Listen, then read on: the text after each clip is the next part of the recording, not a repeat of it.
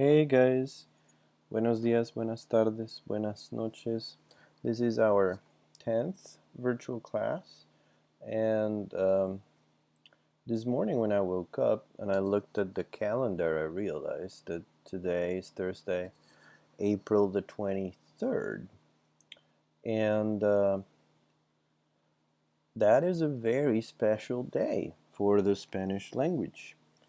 It's known as El Día del Idioma, which roughly translates to Language Day, but of course it refers to the Spanish language. I used to celebrate this thing a lot when I was in school in Colombia. And, this being Spanish class, I thought that it would be an interesting idea to do something uh, around the topic of El Día del Idioma. So that's what we're going to do. It's going to be listening, among other things, because I realized that some of you did not find the last exercise too boring, and I think it's something that allows us to review at least a little bit the listening part of the class that has suffered so much in this switch to online instruction. So that's what we're doing today. First, I'm going to tell you very, very briefly what this Dia del Idioma thing is all about. It has to do with this guy. Um, this guy is called Miguel de Cervantes Saavedra. Um, I like, among other things, the pronunciation of his second last name, Saavedra, because of the two A's, which I think is good practice for English speakers regarding the open vowels of the Spanish language. It's Saavedra. You have to pronounce those two A's very open and also separate, distinct, right? Saavedra, Miguel de Cervantes Saavedra, and those are his dates. He was born in 1547 and he died in 1616. In fact, he died on April the 23rd, 1616, and because of that date, it was decided that that would be the day of the Spanish language. This guy is known today as the most important writer in the Spanish language. Um, Incidentally, it's rather curious that he died on the same day as William Shakespeare. So the greatest English writer and the greatest Spanish writer were contemporaries and died on the same day, the 23rd of April, 1616. So um, what we're going to do today is a very, very simple listening exercise regarding Miguel de Cervantes. I'm going to read from a very short biography of his that I wrote, okay? And the paragraph is right here. But as you can see, many of the verbs are not conjugated, right? Instead of writing here the correct conjugated form, what I did is give you the infinitive. So the activity is very simple. I'm going to read this, and as I read, I'm going to give you, in spoken form, of course, the right form of the verb in brackets. And what you need to do, either on a piece of paper or on a separate file, is transcribe this, but using the correct form of the verb. Okay? I will also be sending you a Word file with this very same text in case that you find it helpful, so that you don't need to type the whole thing if you're going to do it electronically. Okay? So again, I'm just going to read this, but as I read, I'm going to give you the conjugated form of the verbs in brackets. And what you need to do is pay attention and write down the conjugated forms in order to fill in the blanks. Okay? And this is all about Miguel de Cervantes' life. It's a very short biography of his. So here we go. Miguel de Cervantes nace en Alcalá de Henares, España, el 29 de septiembre de 1547. Su padre es barbero y su madre es ama de casa. Él tiene 6 hermanos.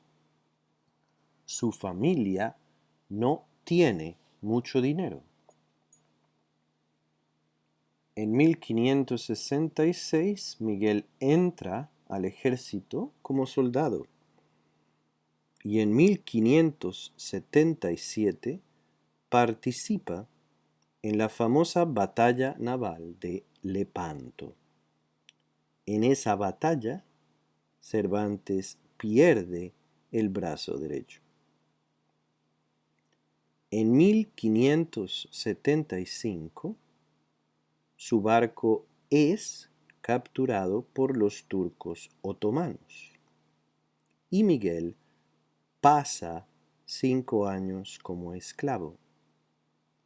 Regresa a España e intenta vivir como escritor de teatro, pero no tiene éxito. Trabaja como funcionario y cobrador de impuestos. En 1605, a los 58 años de edad, publica la primera parte de Don Quijote, la novela que lo hace famoso. En 1615 publica la segunda. Muere un año después en Madrid a sus 68 años. For those of you who are curious about his bio, I'm just going to translate this very quickly into English. Miguel de Cervantes is born in Alcalá de Henares, Spain, on the 29th of September of 1547.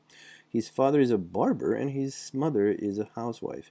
He has 6 brothers and sisters. His family does not have a lot of money.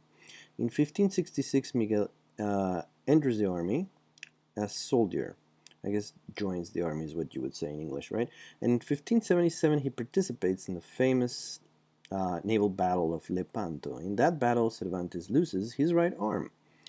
In 1575, his boat is captured by Ottoman Turks, and Miguel spends 5 years as a slave. He returns to Spain and he tries to live as a playwright, but he does not have success. He works as a functionary and a tax collector. In 1605, when he was 58, he publishes the first part of Don Quixote, the novel that made him famous. In 1615, he published the second one, and he died a year later in Madrid when he was 68. So yeah, this guy had quite a rough life. He was very poor for most of his life. I didn't mention it here, but he was actually in debtor's prison, right? Back in the day when you had a lot of debt, they actually put you in jail. So he was in jail for, I believe, a couple years.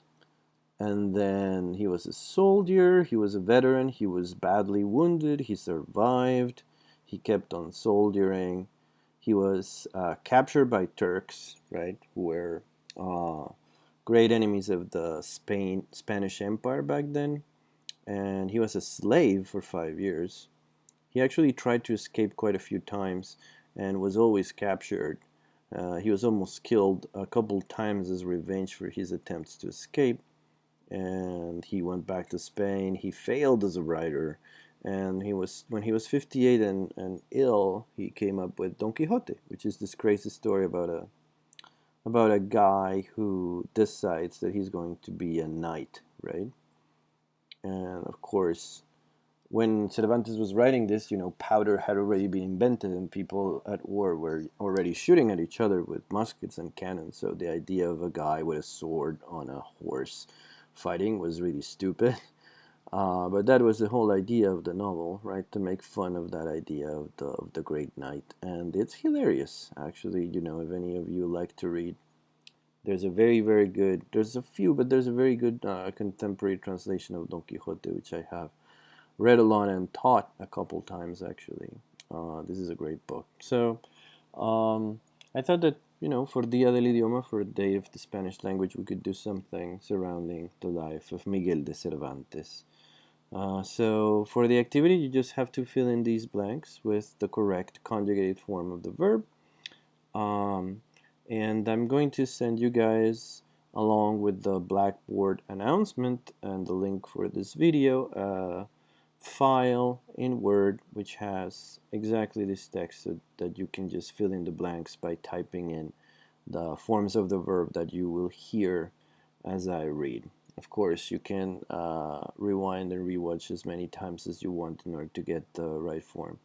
Also, some people with the previous listening activity were a little concerned that they had spelling mistakes. Don't worry at all. Honestly, at this point, I'm just hoping that I will get as many activities as possible from each of you, right? Don't worry too much about accuracy. I am giving you a grade for each of these, but I'm being super lenient. So as long as you send me something, right, and it's hopefully similar to what I asked of you, you will get a decent grade. And also, I'm giving many people the opportunity to fix some of their mistakes if I think that they should. So you'll just get a message from me telling you, correct these two things, and we'll be fine. Okay? So don't worry, just do your best, and we'll be talking. Enjoy your weekend, even though many of us cannot leave home, and many others, have to keep on working at their essential jobs. I hope that you'll have a decent rest somehow, and stay strong. We're almost there, very very close to the end of the semester and to graduation for many of you.